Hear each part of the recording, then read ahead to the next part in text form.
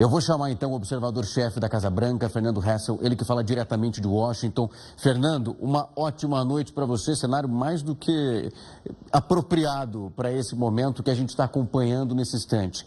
Fernando, a gente olhava para a última semana justamente como o atual presidente Biden conseguiria sair de um mal-entendido quando ele criticou um comediante e um comício do ex-presidente Donald Trump.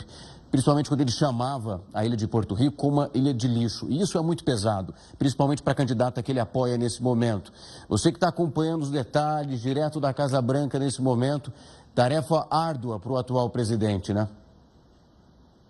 Exatamente. Prazer falar contigo aqui. Estou à disposição ao momento que vocês precisarem para a gente poder entender um pouquinho mais sobre essas peculiaridades da política americana que não difere muito a do Brasil. Realmente, as declarações do presidente Joe Biden realmente trazem um peso muito grande na campanha de Kamala Harris. Ele já está fora, ele já saiu justamente por sérios problemas, né? Aí a gente que acompanha aqui a Casa Branca, a gente já via, né, um comprometimento da saúde física do próprio presidente americano, mas também em outras situações de declarações não medidas. Toda a campanha eleitoral, quer seja aqui nos Estados Unidos ou em qualquer outro lugar, Rafael, ela traz um clima de emoção muito mais intensa nesse momento. E a gente tem que realmente tomar muito cuidado com aquilo que se fala. Não só em períodos de campanha, mas a gente vê que os governos também estabelecidos, não só nos Estados Unidos, no Brasil, em qualquer outro país, as declarações elas são extremamente importantes para a manutenção das relações comerciais, diplomáticas e institucionais. E uma declaração como essa, feita por Joe Biden, vem, na verdade, como eu disse, trazer um peso grande para a campanha de Kamala Harris, que se saiu muito bem no começo, mas agora começa a perder um pouquinho dessa intensidade, viu, Rafael?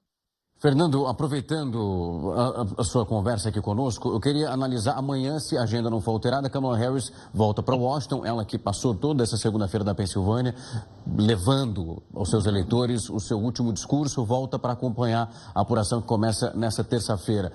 Como você tem sentido o clima dos eleitores? É um clima ainda considerado pacífico, apesar de, imagino, o tamanho da apreensão, porque nós estamos falando de uma corrida eleitoral, uma das mais apertadas desses últimos ritos que acompanhamos aqui no Estado Democrático como os Estados Unidos.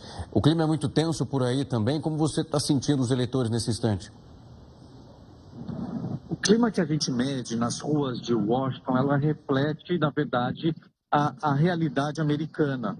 A gente consegue ver alguns comportamentos dentro da capital dos Estados Unidos e isso se reflete com certeza ao país. Eu te falo isso porque se você caminhar agora à noite pelas ruas de Washington, nas cercanias da Casa Branca, você vai ver uma infinidade de lojas comerciais com tapumes de madeira protegendo a sua vida. No primeiro momento, a gente imagina que o comércio esteja fechado, muito lembrando a época da pandemia, onde muitos comércios fecharam e aí eles colocaram tapume. Mas nos chamou bastante atenção ontem, ao caminhar para o Washington, essa mesma realidade, esse mesmo cenário de muitos comércios protegidos.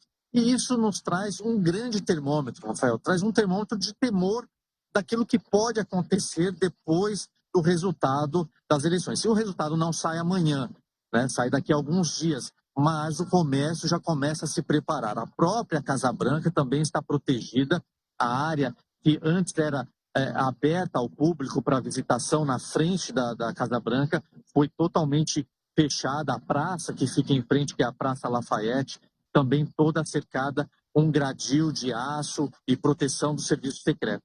Então, por aí a gente consegue ver mais ou menos como é que está a temperatura e a expectativa do resultado das eleições. Esperemos que nada aconteça, que o resultado seja o mais pacífico possível. Esperamos, Fernando. Eu queria muito agradecer o seu tempo, a disponibilidade para vir aqui conversar com a gente, trazer um pouco dos aspectos, o que pode ser sentido nesse instante. Esse rito que está ficando cada vez mais delicado e o nível de ansiedade aumenta para a gente aqui que cobre a eleição. Imagina para os americanos que agora escolhem o seu novo presidente para os próximos 4 anos. Meu amigo, bom trabalho por aí. Qualquer outra novidade é só nos acionar que tem espaço aberto. Até mais.